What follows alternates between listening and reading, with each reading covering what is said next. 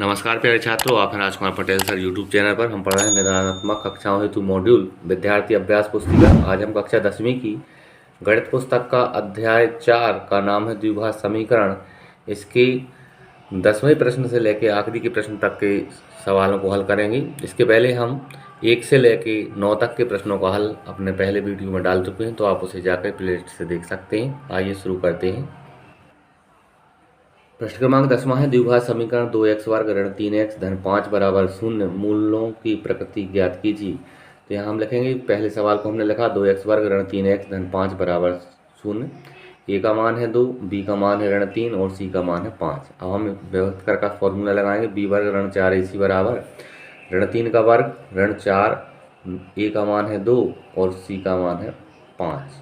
अब इनका हम गुणा करेंगे। ऋण 3 का वर्ग हो जाएगा 9, प्लस माइनस का वर्ग करेंगे तो प्लस आ जाएगा। 4 दूनी 8 और 8 पंचे 40। तो यहाँ 9 ऋण 40। अब यहाँ 40 में से 9 घटाएंगे तो ऋण के 31, यहाँ ऋणात्मक। तो हम देखेंगे कि बी वर्ग ऋण 4ac छोटा है 0 से, अतः कोई मूल वास्तविक नहीं होंगे बल्कि काल्पनिक होंगे। आगे देखेंगे 11वां प्रश्न है गुणनखंड विधि से समीकरण 2x वर्ग ऋण 5x धन 3 बराबर 0 को हल कीजिए। हमने यहाँ लिखा सवाल 2x वर्ग ऋण 5x धन 3 बराबर 0। यहाँ देखेंगे हम इसको इस प्रकार से तोड़ेंगे, गुणा करें तो 6 आ जाए, जोड़ना घटाना करने पर ऋण 5 आ जाए। तो हमने इसको तोड़ा 2x वर्ग ऋण 2x ऋण 3x धन 3। इसको बाहर लेंगे तो 2x यहाँ बाहर आ जाएगा, तो यहाँ बचेगा x, यहाँ बचेगा ऋण 1। यहाँ से 3 बाहर आ जाएगा ऋण की 3, यहाँ बचेगा x और यहाँ बचेगा ऋण 1 बराबर में 0। अब यहाँ 2x और ऋण 3 की एक जोड़ी ये बन जाएगी और x ऋण 1 की एक बार लिखा जाएगा बराबर 0। अब हम पक्षांतर करेंगे। x ऋण 1 बराबर 0, तो x का मान आ जाएगा x बराबर ऋण 1 बराबर 0, x बराबर 1। पक्षांतर कर लेंगे। यहाँ 2x ऋण 3 बराबर 0, तो ऋण की 3 इस साइड जाएंगी, प्लस की 3 2 गुणा में है, यहाँ भाग में आएंगी, तो 3/2। अतः x के दो मान 1 और 3/2 होंगे। 12वां है गुणनखंड विधि से समीकरण 6x वर्ग ऋण x ऋण 2 बराबर 0 का हल कीजिए। इसको हमने लिखा 6x वर्ग ऋण x ऋण 2 बराबर 0। तोड़ा इसको 4x ऋण 4x धन 3x से, उसको हमने तोड़ लिया है। अब हम यहाँ कॉमन लेंगे तो 2x यहाँ से कॉमन आ जाएगा, तो यहाँ बचेगा 3x ऋण 2। यहाँ से 1 कॉमन लेंगे प्लस का 1, तो यहाँ बचेगा 3x ऋण 2। अब यहाँ 3x ऋण 2 कॉमन है यहाँ और यहाँ से, तो एक बार यहाँ लिखा जाएगा 3x ऋण 2। अब यहाँ 2x और धन 1, ये दूसरा कोष्टक हमारा बन जाएगा बराबर में 0। हाँ लिखेंगे 3x ऋण 2 बराबर 0। पक्षांतर करेंगे, ऋण के 2 इस साइड आएंगे, प्लस के 2 3 गुणा में यहाँ आगे भाग में हो जाएंगे, तो पहला मान आ जाएगा 2/3। दूसरा 2x धन 1 प्लस का 1 इस साइड जाएगा तो माइनस का हो जाएगा, 2 यहाँ गुणा में है, ये भाग में आएंगे, तो x बराबर ऋण 1/2। अतः x के दो मूल होंगे 2/3 व ऋण 1/2। आगे 13वां प्रश्न देखेंगे। वर्ग समीकरण x वर्ग धन 5x धन 6 बराबर 0 के मूल सूत्र विधि से ज्ञात कीजिए। हम यहाँ लिखेंगे x वर्ग धन 5x धन 6 बराबर 0। a का मान है 1, b का मान है 5, c का मान है 6। फॉर्मूला होता है x बराबर ऋण b प्लस माइनस b वर्ग ऋण 4ac का वर्गमूल बटे 2a। इस फॉर्मूले में हमने मान रखा b का मान ऋण, यहाँ पहले ही से है, b का मान 5 प्लस माइनस 5 का वर्ग ऋण 4 1 और जी 6, ये a का मान और ये c का मान। 5 का वर्ग 25 हो जाएगा, नीचे हमने 2a लिखा था तो 2 गुणित 1 आ जाएगा। 5 का वर्ग 25, 6 चौको 24, तो ऋण के 24 25 माइनस 24 घटा देंगे तो यहाँ 1 आएगा। ये -5 पहले ही से है, -5 धन ऋण 1/2। अब हम धन का चिन्ह लेने पर तो x बराबर ऋण 5 धन 1/2। 5 में से 1 घटा लेंगे, यानी ऋण के 5 से 1 कम हो जाएगा प्लस का, तो ऋण के 4/2। 2 से काटेंगे 4 को, ऋण 2, 1 मान आ जाएगा ऋण 2। अब हम ऋण चिन्ह लेंगे तो x बराबर ऋण के 5 और ऋण का 1, ऋण के 5 और 1 जुड़ जाएगा तो ऋण के 6/2। 2 से 6 को काटेंगे तो ऋण के 3 आ जाएंगे। x का 1 मान आएगा ऋण 2 और x का 1 मान आ जाएगा ऋण 3।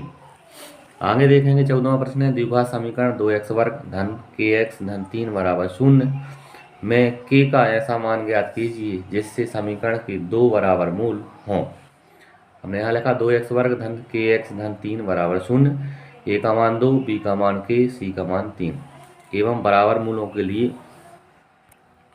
बी वर्ग ऋण 4ac बराबर 0 होगा। बी का मान k का वर्ग ऋण 4, a का मान 2, c का मान 3 गुणा करेंगे। k वर्ग ऋण 4 दूनी 8, 8 3 24, k वर्ग ऋण 24 बराबर 0, k वर्ग बराबर 24। अब आप यहाँ देखें k प्लस माइनस वर्गमूल 24, वर्गमूल 24 को हम कुछ इस प्रकार से कर लेंगे, 2 गुणे 2 गुणे 6, 2 यहाँ से बाहर निकल आएंगे तो k का मान आ जाएगा प्लस माइनस 2 वर्गमूल 6। अतः k के अभिष्ट मान होंगे प्लस माइनस 2 वर्गमूल 6। आगे देखेंगे 15वां प्रश्न है, दो संख्याएं ज्ञात कीजिए जिनका योग 17 तथा गुणनफल 72 हो। माना कि एक संख्या x है तो दूसरी संख्या होगी 17 ऋण x, चूंकि योग दिया है 17। अब हम प्रश्नानुसार करेंगे x कोष्टक में 17 ऋण x बराबर 72, क्योंकि इनका गुणनफल दिया है 72। गुणा करेंगे तो 17x ऋण x वर्ग बराबर 72, 72 इस साइड पक्षांतर कर लेंगे। हमने इस वाले भाग को पक्षांतर किया है इस साइड, यानी ऋण का x वर्ग यहाँ आके प्लस का हो गया और ये प्लस की 17x यहाँ माइनस हो गए। इस प्रकार से ये पक्षांतर किया, इसको तोड़ लिया, x वर्ग ऋण 8x ऋण 9x धन 72 बाहर लेंगे, यहाँ x बाहर आ जाएगा, यहाँ बचेगा x ऋण 8, यहाँ 9 बाहर लेंगे तो यहाँ बचेगा x ऋण 8, x ऋण 8 और x ऋण 8 कॉमन हो जाएगा, x ऋण 8 यहाँ x और ऋण कीजिए 9। अब बराबर में 0 है तो x बराबर ऋण के 8 इस साइड जाएंगे तो प्लस के 8, एक मान आ जाएगा x बराबर 8 और एक मान आ जाएगा x बराबर 9। अतः अभी दो संख्याएं होंगी 8 और 9।